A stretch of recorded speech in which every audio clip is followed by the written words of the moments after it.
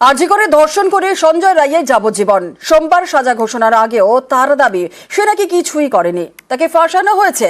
নিজেকে নির্দোষ প্রমাণ করতে এবার সঞ্জয়ের নতুন তথ্য, তাকে নাকি অনেক জায়গায় সই করানো হয়েছে। এও দাবি করলো হেফাজতে নাকি তার উপর অত্যাচার হয়েছে।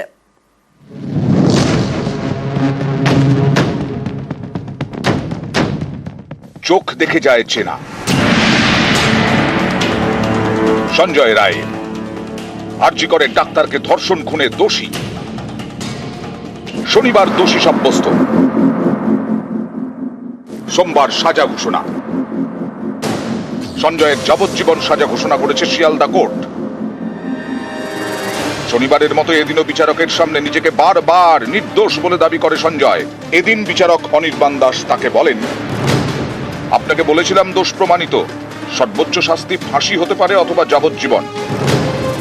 সঞ্জয় রায় বলে, আমি কিছুই করিনি, আমায় ফাঁসানো হচ্ছে।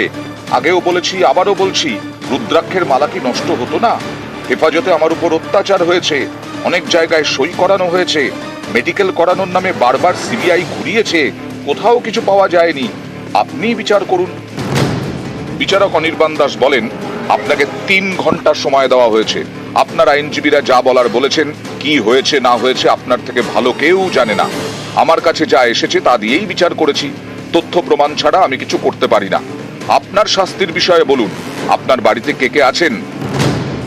সঞ্জয় বলে, বাড়িতে মা আছে। বিচারক জানতে চান, আপনার সঙ্গে কেউ কি যোগাযোগ করেননি? আপনি যখন জেলে ছিলেন তখন কি কেউ দেখা করেছেন? জবাবে সঞ্জয় বলে, না স্যার, আমি বাড়িতে থাকতাম না, পুলিশ কোয়ার্টারে থাকতাম। এরপর সঞ্জয় রায়কে আর কোনো প্রশ্ন করেননি বিচারক। শনিবার এই বিচারকের ওপর চাপ তৈরির চেষ্টা করেছিল সঞ্জয়। সেদিন সে বিচারকের উদ্দেশ্যে বলে, ওইটুকু জায়গার মধ্যে আমার পক্ষে ক্রাইম করা সম্ভব নয় স্যার, আপনিও বুঝতে পারছেন আমি নির্দোষ। এদিন তার দাবি, আমি নির্দোষ স্যার। এসবে অবশ্য চিঁড়ে ভেজেনি। সঞ্জয়কে যাবজ্জীবনের সাজা দেন বিচারক। Supreme court itself has said যে তখনই ডেথ সেন্টেন্স দেওয়া হবে যখন আর কোনো অল্টারনেটিভ পানিশমেন্টের আর কোনো কার্যকারিতা নেই, এবং সেই রিলেটেডই আমি অনেক কটা সাইটেশন আমরা দিয়েছিলাম। জজ সাহেব এসে বললেন যে ডেথ পেনাল্টি উনি দিচ্ছেন না, আমাদের সাবমিশনটা কনসিডার করা হয়েছে এবং আমাদের জাজমেন্টগুলো কনসিডার করা হয়েছে, এবং লার্নেড কোর্ট বললেন যে এটা রেয়ারেস্ট অফ রেয়ার্স কেস নয়, তাই জন্য হাইয়েস্ট যে সাজাটা দেওয়া হচ্ছে দ্যাট ইজ লাইফ ইমপ্রিজন। আপনারা কি আগামী দিনে হাইকোর্টে দ্বারস্থ হবেন?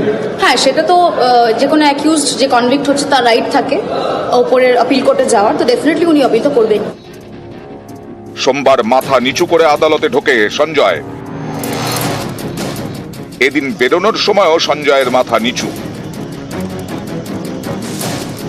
গায়ে আগের দিনের মতোই ধূসর সোয়েটার।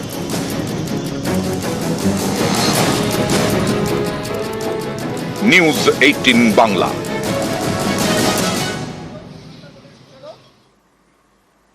আরজি কর রায় ক্ষুব্ধ মুখ্যমন্ত্রী, ফাঁসির না হওয়ায় ভীষণ শকড মুখ্যমন্ত্রী। সঞ্জয়ের ফাঁসির আবেদন নতুন করে উচ্চ আদালতে যাওয়ার সিদ্ধান্ত রাজ্যের। আরজি কর রায় ক্ষুব্ধ মুখ্যমন্ত্রী, ফাঁসির না হওয়ায় ভীষণ শকড মুখ্যমন্ত্রী মমতা বন্দ্যোপাধ্যায়। সঞ্জয়ের ফাঁসির আবেদন নতুন করে উচ্চ আদালতে যাওয়ার সিদ্ধান্ত রাজ্যের। এক্স হ্যান্ডেলে ক্ষোভ প্রকাশ করে মুখ্যমন্ত্রীর পোস্ট। আরজি করের জুনিয়র ডাক্তার ধর্ষণ ও খুন মামলা আদালতের চোখে বিরলের মধ্যে বিরলতম নয়, এটা দেখে আমি ভীষণ শকড। আমি নিশ্চিত এই ঘটনা বিরলের মধ্যে বিরলতম, যার শাস্তি মৃত্যুদণ্ড।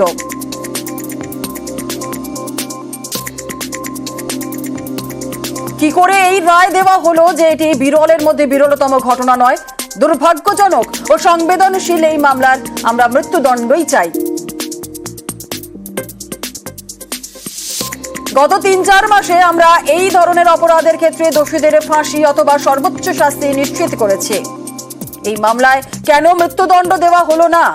আমি বিশ্বাস করি এই অপরাধ জঘন্যতম, যার শাস্তি মৃত্যুদণ্ডই। আমরা হাইকোর্টে দোষীর মৃত্যুদণ্ড চেয়ে আবেদন করব।